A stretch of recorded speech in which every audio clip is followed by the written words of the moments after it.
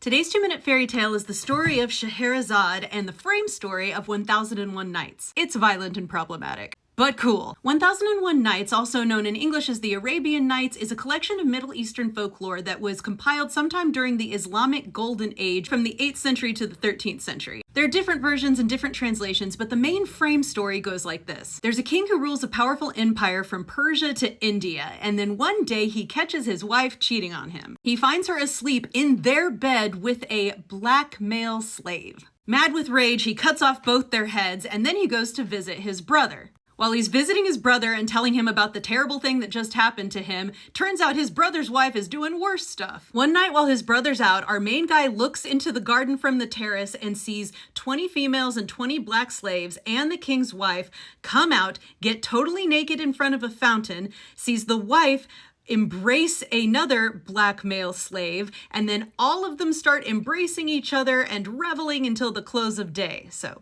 giant orgy. King then becomes a super misogynist and decides all women suck and every day marries a new virgin and then has her beheaded the next morning after spending the night with her. His vizier is running out of virgins to bring him when his daughter Scheherazade said, "Father, I'll marry him." This is her name in Arabic in some of the earliest forms, but when it got translated into English from German, it started getting spelled this way for English readers, pronounced Scheherazade, at least from 1801. Scheherazade is witty and clever and has read every story there's ever been. Histories, folklore, sci-fi even some of these stories end up being. So on her wedding night with the king, she starts to tell him a story and stops on a cliffhanger at daybreak. And he so wants to hear the rest of the story, he lets her live that day and says she can continue the next night. As the title would imply, this continues for 1001 nights of him keeping her alive so she can tell him stories. Over that time, he has fallen in love with her, learned to respect her, and maybe women again. But he eventually gives her a pardon and she remains his queen without danger of being killed for the rest of her life. In some versions, he spares her because amid all of this, she has also borne his children because it's been like 2.5 years if it's really 1001 Nights. Apparently they were doing other stuff between the stories, but that's just in some versions.